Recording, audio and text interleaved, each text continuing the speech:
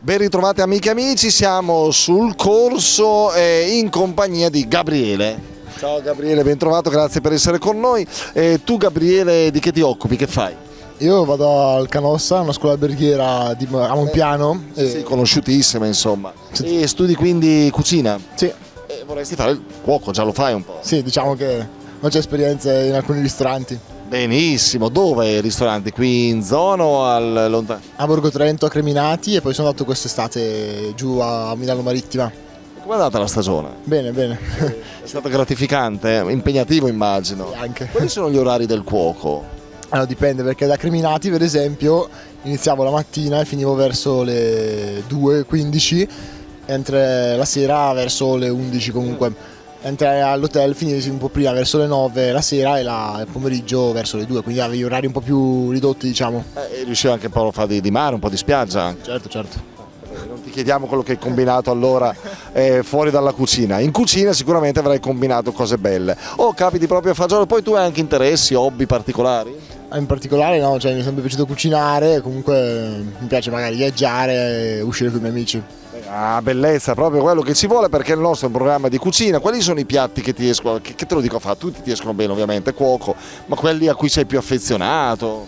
Sono più portato secondo me per gli antipasti, magari classici, o comunque per secondi tipici bresciani. Quali sono i secondi tipici bresciani che da cuoco ma anche da fruitore, da consumatore? Allora, diciamo che il mio preferito in assoluto è la domenica a pranzo, lo spiedo con la polenta, le patate, proprio quello top, cioè che la domenica a pranzo non va a mangiare lo spiedo, oppure non lo so, mezzo all'olio di rovato, o magari anche alcuni piatti del lago come, non lo so. Pesci. Sì, esatto, comunque. Vabbè, te la cavi bene ovunque ovviamente. Allora, protagonista della puntata di oggi per noi invece sarà una torta, quindi saremo sul dolce. È il kissel, la torta nostrana, non so se a scuola l'avete fatta, la conoscete.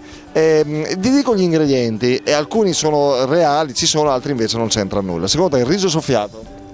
No? No, bravo. Farina bianca? Sì. Zucchero? Sì. Cacao in polvere? Sì. No. Strutto? No. Pochino, però non ci vorrebbe lo strutto nel dolce, no, uova, Sì. lievito, Sì. banane, Sì. no, banane non ci sono, uvetta, No. limone, Sì. uvetta sì, limone sì, latte, Sì. marsala, Sì. pomodori datterino. No. Va bene, grande Gabriele, è stata davvero una bellissima scoperta e vi raccontiamo ora la nostra torta, via. Ma che bontà, piace al ricco e anche al paesa. Polenta, spiedo pure il baccalà, torta e forma e sarà nostra. Ed eccoci una nuova puntata con Brescia in tavola dopo la nostra sigla e il Gabriele, studente della scuola Canossa Alberghiero, quindi lui sapeva il fatto suo, Federica, sa il fatto suo perché studia, avete sentito che prepara anche tanti piatti. Meno male. Che è stato bravissimo pure lui. Bravissimo. Dillo pure tranquillamente senza ombra di È dubbio. vero? Ah, bravo, simpatico ed effettivamente, come si dice in gergo giovanile, sul pezzo perché appunto Esatto. le ricette ne conosce, chissà se conosce anche questa che oggi vi raccontiamo. È il kissel. La vedo grigia. Il kissel è questa torta nostrana, la cucina comune, molto diffusa a Brescia, provincia, nelle nostre zone, non solo nella città. Io ricordo che i miei nonni, mia mamma ne parlava spesso di questa ciambella, questa torta tipica, almeno come origine, della zona di Lonato del Garda, e si prepara a sti festeggi in occasione della festa di Sant'Antonio Abate del 17 gennaio, tant'è che mia nonna stessa ricordo che diceva Sant'Antone chi soler della torta. Hai visto? Del kissel, che il ve hai di sette zener, vedi che c'è pure la rima, Sant'Antone chi soler che il ve di sette zener. La rima l'hai trovata solo tu, però va bene. Vabbè, che poi c'è Sant'Antonio da Padova, insomma non si fa in concorrenza. Ma non c'entra. Tra di loro, questo è il Sant'Antonio Abate del 17 gennaio, a metà strada tra una torta secca tipo sbrisolona e una torta margherite, e come sempre vi sono anche molte varianti locali.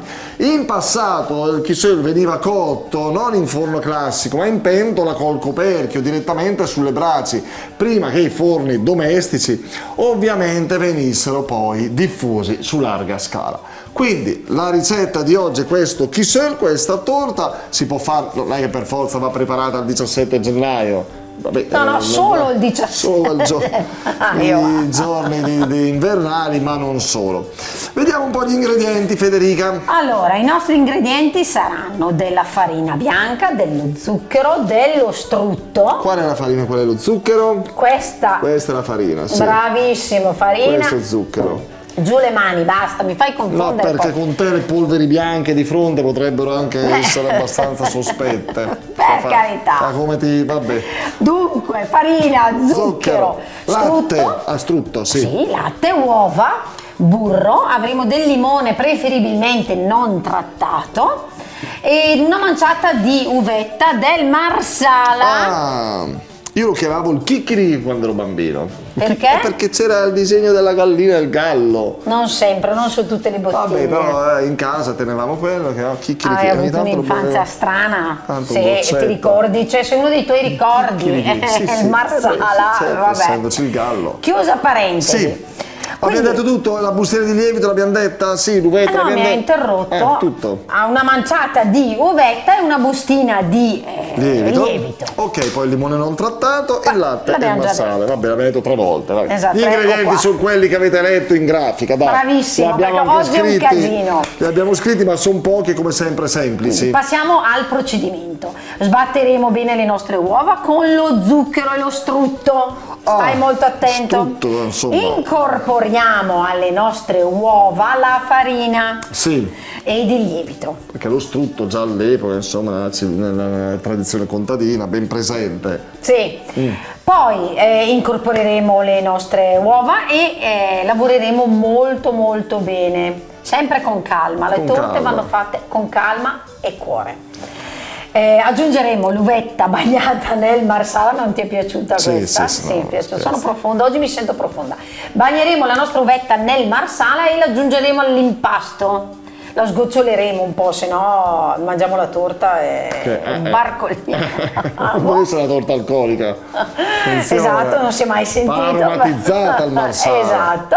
Verseremo tutto in una tortiera imburrata e infarinata Vedete? precedentemente a 180 gradi per circa una quarantina di minuti. E la nostra torta nostrana, ovvero il Kissel è pronta. è pronta. Provate Ma a preparare. buonissima per Beh, certo. merenda, come dolce dopo pranzo, dopo cena, oppure per una merenda con amici, parenti. Vabbè, poi fate lanciarla in faccia a qualcuno che vi sta No, è particolarmente meglio di là. mangiarla, ve Quello l'assicuro. no, perché effettivamente non c'ha panna, quindi la buttate per niente. Va bene, no, effettivamente dai, speriamo che sia di vostro gradimento. Come sempre le preparazioni sono, diciamo, alla portata di tutti, Sì. sono un minimo di dimestichezza e di buona volontà nel cimentarsi in cucina. E bravi anche i nostri nonni che ci hanno tramandato e ci raccontano queste ricette della tradizione. Ve ne racconteremo altre nelle prossime puntate qui su Teletutto, sempre con Brescia in tavola. Alla prossima, arrivederci, ciao! Ma che bontà, piace al sindaco e al sagrestà, tu caso un sei e tutto il resto, e cos devi, è tutto a posto.